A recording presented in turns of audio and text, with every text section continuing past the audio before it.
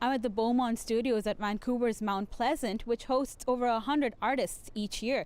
While many artists say spaces like these are decreasing from the city's map, a recent motion at City Council asking for more support and funding was taken back to the drawing board. That we're losing more spaces than we're gaining, especially spaces like the Beaumont. Nearly 50 arts and culture groups spoke at City Council Wednesday in support of the motion, which asks staff to explore ways to increase funding through grants, taxes, and other strategies, allow empty spaces to be used for arts and culture, and ease the permitting process. We want foundational change in the way that the arts is funded.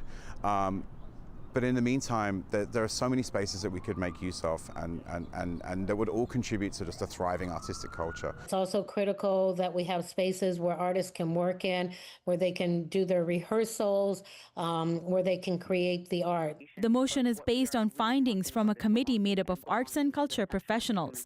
One of the liaisons on the committee was Councillor Pete Fry, who introduced the motion. The other was Councillor Sarah Kirby-Young, who pushed for amendments, like taking it back to a roundtable working group and seeking funding alternatives from other levels of government.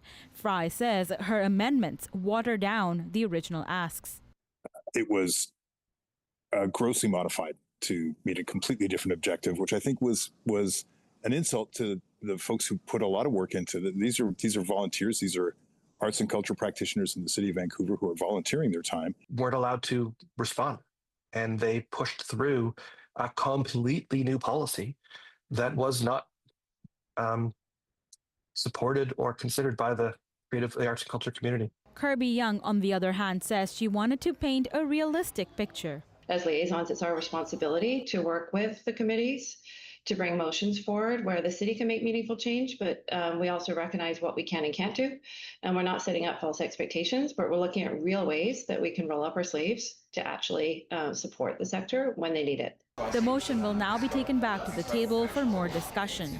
Summers says he hopes arts and culture organizations are part of those conversations. Tanushi Bhatnagar, CBC News, Vancouver.